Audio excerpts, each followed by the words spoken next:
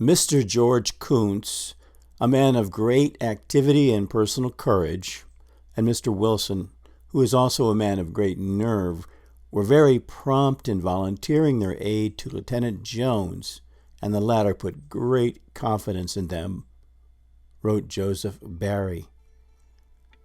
That night of April 17, 1861, Constable George Koontz, his family back home, led armed townsmen and some of the 40 Federal men from the armory up the steep hill from Harper's Ferry and the arsenal with its 20,000 new weapons to face an enemy at Smallwood's Hill, who they believed was as many as 3,000. Earlier around noon, Koontz watched as excited words spilled out of the mouth of Alfred Barber, who en route had given his resignation in Washington, D.C., as the Armory and Arsenal's superintendent, and came on to Harper's Ferry to announce to everyone the certain seizure of the arsenal. All of this barely before the ink had dried on the Ordinance of Secession in Richmond on April 17th. The vote was taken as former Governor Henry Wise waved his dueling pistol over his head to menace the delegates against rebelling. The vote was taken, and West Virginia delegates who opposed seceding rushed away for their lives to catch a train. Men were prowling their hotel with lynching rope.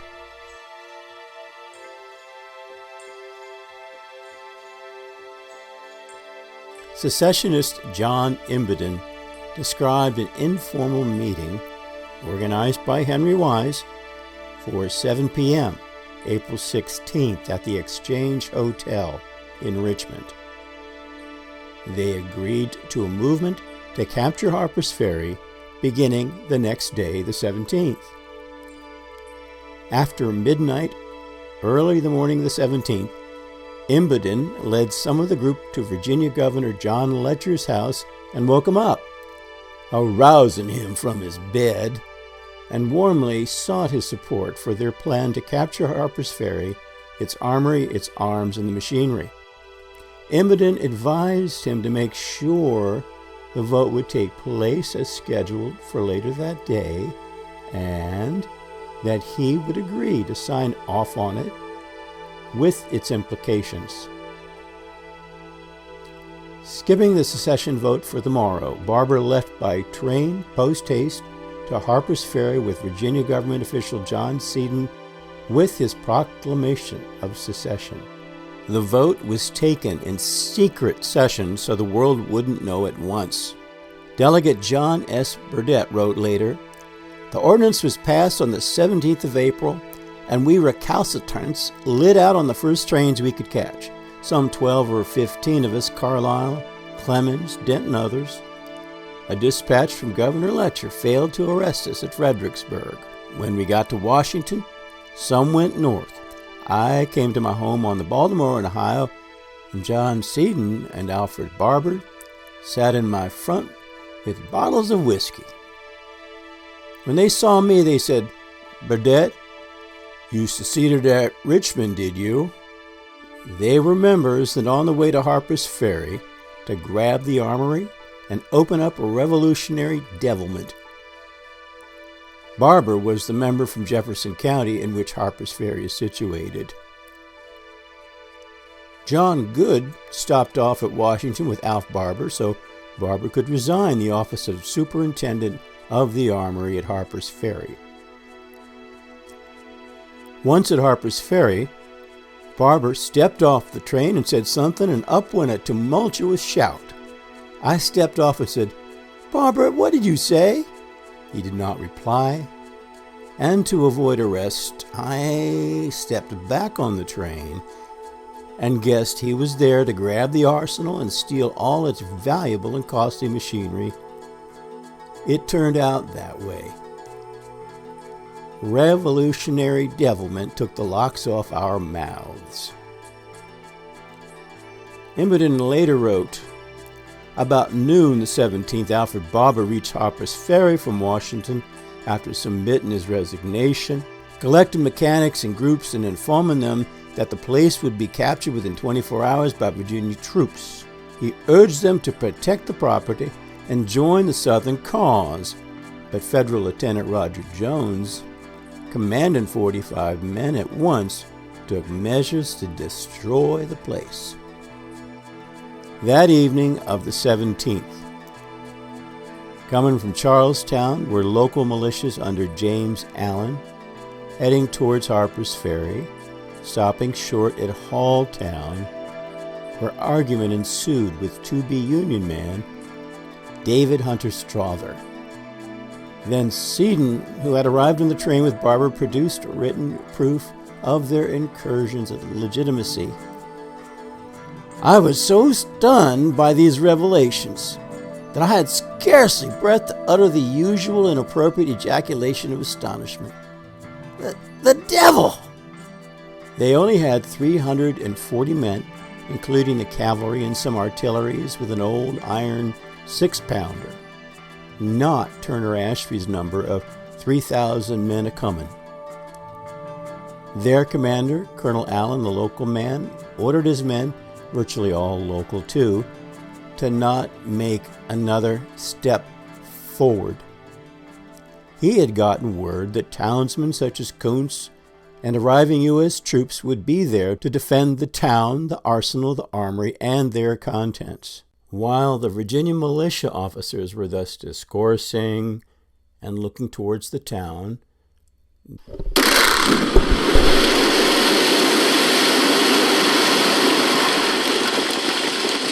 there was a sudden flash that illuminated for miles around the romantic gorge where the rivers meet. Then followed a dull report, reverberating from mountain to mountain until it died away in a sullen roar. The flashes and detonations were several times repeated. Then a steadier flame was seen rising from two distinct points, silently and rapidly increasing in volume, until each rock and tree on Loudon and Maryland Heights were distinctly visible, and the now overclouded sky was ruddy with a sinister glare. This occurred, I think, between 9 and 10 o'clock. Some thought they heard artillery, but the more skillful presently guessed the truth and concluded that the officer in command had set fire to the arsenals and abandoned the town. Lieutenant Roger Jones's written remembrance of April 17th at the Ferry to the editors of Battles and Leaders.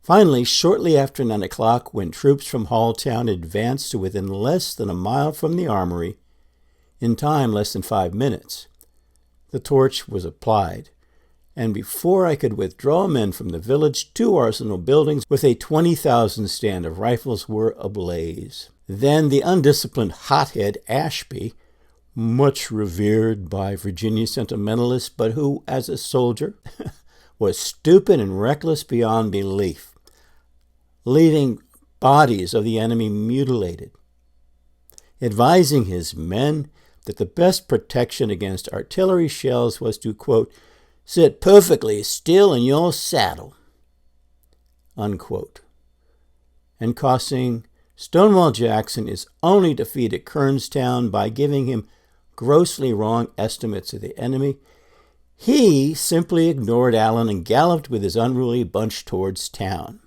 Jones wrote, but a very few arms were saved, for the constantly recurring explosions of powder kept the crowd aloof. George Koontz's men, however, saw Ashby coming, with the object of saving as much weapons and machinery he could, and also knew, however, that Jones and the Federals, after setting the blaze and explosions they had just heard, were skedaddling over the river and by rail into Maryland and points beyond. So, threatened ahead and abandoned behind, Koontz and all his men scattered every which way. James Henry Burton, one of their inventors, made sure the machinery created with the revolutionary ideas of John Hall those making the parts all made to be interchangeable with one another. These interconnected machines were successfully taken south, and Burton would later oversee the armories of the Confederacy. In the next few days, Koonce's home was seized by Ashby, just as Ashby, the self-appointed local enforcer, seized the home of Union man McQuilkin in Berkeley County, both under the charge of treason. But Koontz sided with all those who hated Virginia's secession as something forced on them, first by the first act of aggression by the South Carolinians at Fort Sumter, causing Lincoln to call for 75,000 federal volunteers, the two actions that turned the vote around in Richmond in favor of secession. This egregious turn to secession fever forgot the Virginia's electors in a very recent, calmer moment the previous November, wanted the opposite. A majority of Virginia's voters voted for John Bell, the non-secession candidate. Those men who fled Richmond just with their lives and enraged by the injustice from a virtual coup began meeting in their home areas where secession was reviled and arms were taken up against it. In time, the life of George Koontz outshined the example of Turner Ashby. Koontz would live to a ripe old age in his home county. The hapless, relentless, chest-beating Ashby died long ago with a bullet in his heart, charging at, shouting, "Follow me, men!" a clutch of Pennsylvania sharpshooters, and he was armed only with a saber and a dead horse. Koontz took the train to Washington in 1861 and stayed. While there, he likely met Lincoln's Secretary of War, Edwin Stanton, a fierce warrior against the secessionists, these childhood playmates in Steubenville, Ohio. They both agreed how there had to be, in order to protect the Baltimore and Ohio Railroad that ran clear to Wheeling in a fraction of the time it took before 1852, and very crucially, with part of its double track dipping listlessly like loose string into and through the eastern Panhandle of Virginia. If no corrective action was taken, the B&O would be controlled by a hostile foreign country. Berkeley and Jefferson had, for the sake of the B&O and the federal war effort, be in a state that was part of the United States. That pro-Union Virginia jurisdiction was being worked on hours, days, and nights with a group of Western Virginians, many escaping from the Richmond debacle.